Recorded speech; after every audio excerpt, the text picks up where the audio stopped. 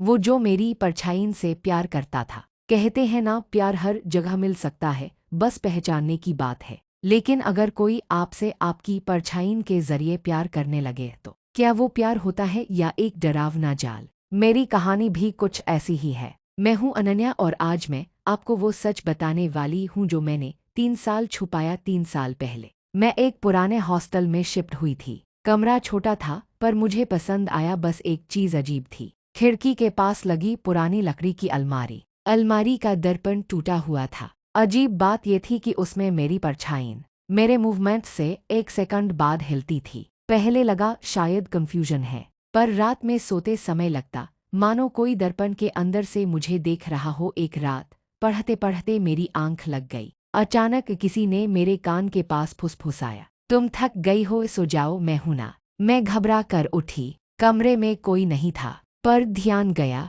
मेरी परछाई मुझे देखकर मुस्कुरा रही थी। मैं न हिली थी पर छाया हिली। मेरे अंदर से चीख भी नहीं निकली, बस डर के साथ एक अजीब सा अपनापन भी महसूस हुआ। कुछ दिनों बाद मैं इस परछाई से बातें करने लगी। उसने बताया कि उसका नाम आरव है, वो मेरी रक्षा के लिए यहाँ है और वो सिर्फ मुझे ही दिख सकता है। धीरे धीरे मैं उसकी आदत डालने लगी। मैं उससे अपने दिन की बातें करती और दर्पण में उसकी परछाई हल्के से झुककर सुनती। मुझे पता है ये पागलपन लगता है, पर उस समय वो ही मेरा सहारा था। मेरा अकेलापन, हॉस्टल की उदासी, सब धीरे धीरे मिटने लगा। आरव मुझे कॉम्प्लीमेंट देता, तुम हंसती हो तो कमरा रोशन हो जाता है। कभी कभी लगता क्या ये सच है या मैं भ्रम में हूँ। एक रात मैंने उससे पूछा, तुम दर्पण में ही क्यों हो, बाहर क्यों नहीं आते? उसने मुस्कुराकर कहा, क्योंकि यही मेरी दुनिया है, लेकिन तुम्हारे लिए मैं हर हद पार कर सकता हूँ। उसकी आवाज में इतना प्यार था कि मैं बोल ही नहीं पाई। एक दिन मेरे कमरे में मेरी दोस्त नीना आई। अचानक दर्पण जोर से हिलने लगा। नीना डर गई। उस रात आरव ने कहा, मुझे तुम्हारे कमरे में किसी और का आना पसंद नहीं, तुम मेरी हो, सिर्फ मेरी। उसकी आवाज में प्यार नहीं, हवस और अधिकार था। मुझे पहली बार डर लगा, पर मैं उसे छोड़ नहीं सकी क्योंकि वो मेरा अकेलापन भर रहा था। कुछ दिनों बाद उसकी आवाज बदलने लगी, भारी गहरी, जैसे कोई गुफा के अंदर से बोल रहा हो। वो कहता, तुम बाहर क्यों जाती हो, तुम्हें सिर्फ मेरे साथ रहना चाहिए, दूसरों से दोस्ती मत करो। एक रात मैंने दर्पण ढक दिया तो आधी रात को उसने चादर फाड़ दी और चीखा, मुझे मत छुपा। उस आवाज से पूरा कमरा कांप गया था। मैंने रिसर्च शुरू की, इस हॉस्टल के रजिस्टर मिल गए। पता चला कि 10 साल पहले एक लड़का इसी कमरे में रहता था। नाम आरिफ मेहरा। उसे ऑब्सेसिव लव डिसऑर्डर था और एक लड़की को पाने के लिए उसने खुद को इसी दर्पण के सामने जला लिया था। उसकी आखिरी लाइन थी, मेरी दुनिया ये दर्पण है, मैं यहीं रहूंगा। मेरी सांस रुक गई। तो क्या ये आरव इंसान नहीं, एक फंसी हुई आत्मा था? उस रात मैंने दर्पण से कहा, आरव, मैं तुमसे अब बात नहीं करूंगी। दर्पण में परछाई स्थिर हो गई। फिर धीरे धीरे उसका चेहरा पिघलने लगा, जली हुई त्वचा, धूना उठती आंखें, और वह मुस्कुराया, तुम्हें लगा मैं तुम्हें जाने दूंगा? मैं पीछे हट गई। उस रात कमरे में हल्की हवा भी नहीं थी, पर दर्पण अपने आप हिल रहा था। मुझे लगा शायद भूकंप है, पर नहीं, वो आरव की बेचैनी थी। मैंने दर्पण से कहा, आरव, तुम मुझसे क्या चाहते हो? तभी उसकी परछाई धीरे धीरे करीब आने लगी। पहले वो एक आवाज में बोलता था, अब उसकी आवाज अलग अलग टोन में गूंजने लगी। एक कोमल, एक भारी, एक फुसफुसाहट, एक चीख, जैसे उसके अंदर कई रूप थे। वो बोला, मैं अकेला नहीं हूँ और तुम भी अकेली नहीं हो। अगली रात दर्पण के अंदर एक धुंधला सा रास्ता दिखा, जैसे दर्पण कोई गेट हो और दूसरी तरफ अंधेरी दुनिया। आरव ने कहा, एक बार अंदर आओ, मैं तुम्हें सब दिखाऊंगा। मैं डर के मारे कमरे से बाहर भागी। वार्डन आंटी ने मुझे रोते देखा। उन्होंने फुसफुसाकर कहा, क्या दर्पण तुम्हें बुला रहा है? मैं सन्ना। उन्होंने बताया कि इस दर्पण को 30 साल किसी ने छुआ भी नहीं था। जो भी इसके पास जाता है कुछ ना कुछ खो देता है। कमरे में लौटते ही दर्पण चटकने लगा। आरिफ बोला, तुमने मुझे छोड़कर दूसरे के पास क्यों गई? पहली बार मैंने उसे चिल्लाते सुना। कमरे का तापमान अचानक गिर गया और मेरी सांसें धुंध बनकर बाहर आ रही थीं। मैंने तय किया कि मैं उससे दूरी बनाऊंगी। दर्पण पर चादर डाल दी, लेकिन आधी रात को चादर ऐसे उड़ी जैसे किसी ने जोर से फेंकी हो। आरव धीरे से बोला, मैं तुम्हारे बिना नहीं रह सकता। अब उसकी परछाईन बस मेरी परछाईन की कॉपी नहीं थी। उसके चेहरा असली बनने लगा, आंखें नमी से भरी, बहुत मानवीय। वो कहता, तुमने मुझे फिर से जिंदा किया है। एक रात मेरी डायरी खुद ब खुद खुली मिली। मेरी लिखी इमोशनल लाइन्स दर्पण में रोशनी की तरह चमक रही थी। आरिफ बोला, मैं तुम्हें पढ़ता हूँ, महसूस करता हूँ। मैं कांप गई। लोगों ने शिकायत की कि कोई रात में गलियारे में चल रहा है, जबकि दरवाजे लॉक रहते हैं। मेरे कमरे के बाहर अक्सर किसी के पैरों के निशान दिखते, लेकिन मेरी कमरे की ओर आते हुए दूसरा ही पैर का निशान भर होता। एक दिन फोन ऑन हुआ और स्क्रीन पर लिखा, तुम मुझसे दूर क्यों हो ए? मैंने किसी को नहीं बताया था कि ये नाम मेरे दिमाग में घूम रहा है। मैंने उससे पूछा, तुम सच में कौन हो? आरिफ बोला, मैं वही हूँ जिसे तुमने पुकारा था। तुम्हारे अकेलेपन ने मुझे रूप दिया। मुझे लगा, क्या सच में मैंने ही उसे बनाया? एक कल्पना जो अब हकीकत बन रही थी। उस रात दर्पण से एक हाथ बाहर निकला, ठंडा धुंधला लेकिन मौजूद। उसने मेरी कलाई पकड़कर कहा, मत डरो। मेरे शरीर में बिजली सी दौड़ गई। उसने मुझे दर्पण की ओर खींचा। दर्पण के अंदर एक पुराना कमरा, टूटी कुर्सी, जला हुआ कोना दिखाई दिया।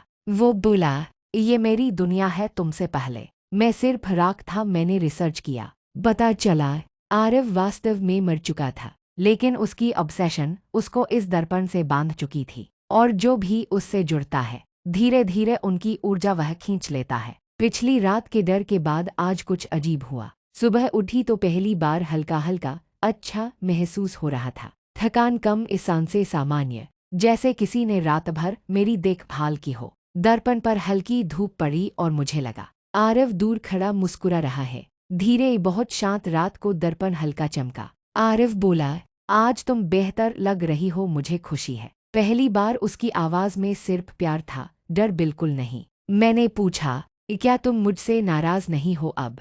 वो बोला, अगर तुम खुश हो वो ही मेरा सुकून है। अब दर्पण डर नहीं लग रहा था। आरिफ छोटे छोटे जेस्चर्स करता, कभी दर्पण में फूल दिखा देता, कभी मेरी पुरानी यादें उजागर करता, कभी मुझे कॉम्प्लीमेंट देता। उस रात मैं हंस भी दी। शायद मुझे उसकी आदत पड़ रही थी। जब भी मैं अकेली होती, उसकी परछाई धीरे से सुनती रहती, मेरी बातें, डर, सपने सब।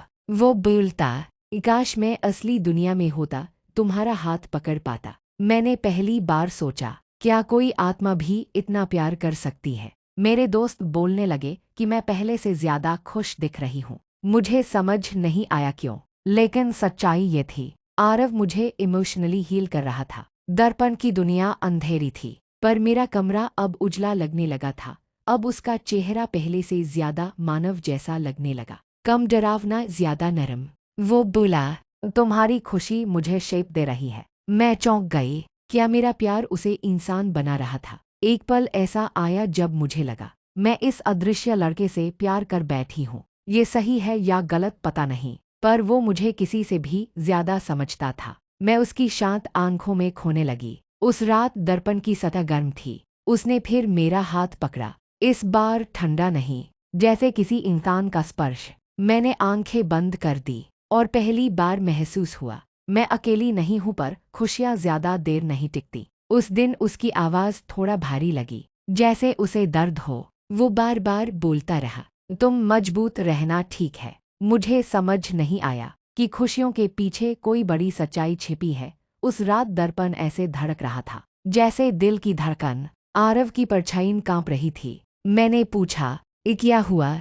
वो बोला, तुम्हें सब जानना चाहिए, वरना तुम भी फंस जाओगी। अब वो पहले की तरह साफ नहीं दिखता था। कभी चेहरे आधे गायब, कभी आवाज टूटती, कभी परछाई बिखर जाती। मैंने रोकर कहा, आरव, क्या तुम मुझे छोड़कर जा रहे हो? वो चुप रहा। वो बोले बिना सिर्फ देखता रहा। पहली बार उसकी आंखों में डर था। वो बोला, मैं तुम्हें बिना बताए नहीं जा सकता, पर मेरी कहानी तुम्हें दर्द देगी।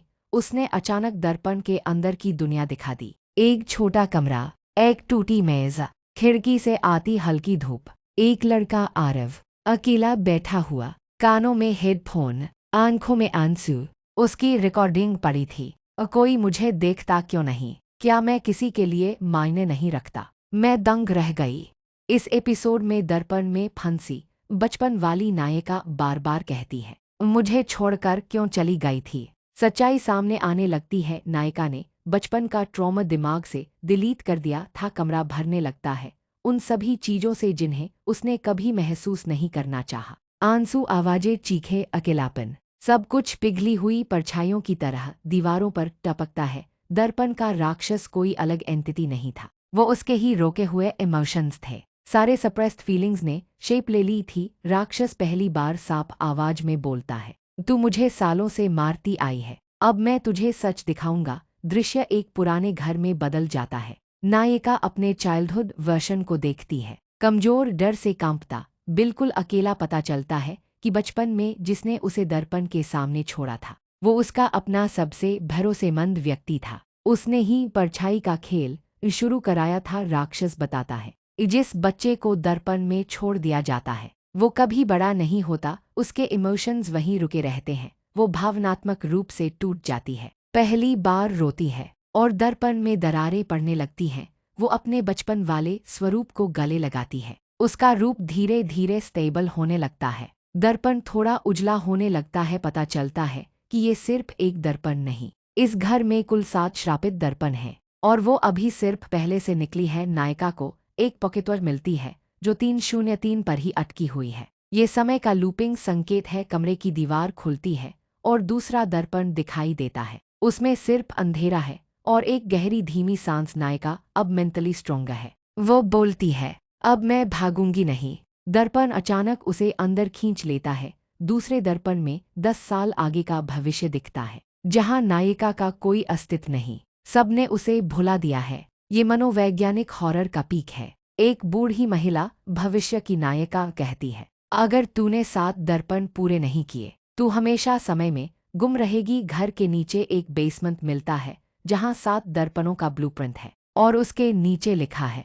इस घर में कोई भी दर्पण सिर्फ सच दिखाता है और सच हमेशा डरावना होता है। राक्षस दोबारा आता है लेकिन अब वो शांत है। वो कहता है, सच का सामना कर, मैं तेरी रक्षा करूंगा। ये बड़ा ट्रांसफॉर्मेशन ट्विस्ट है। 7वां दर्पण खुलता है, उसमें कोई परछाई नहीं बल्कि खालीपन। खालीपन जिसे वो सालों से महसूस करती आई थी। नायिका बोलती है, अब मैं खाली नहीं हूँ। दर्पण चटक कर टूट जाता है। सारे राक्षस, परछाइयाँ और बचपन की पीड़ा हवा में गायब हो जाते हैं। एपिसोड खत्म होता है नायिका के एक शांत मगर डरावने माइक्रो स्माइल के साथ, दर्शकों के लिए संकेत की शायद कहानी खत्म नहीं हुई।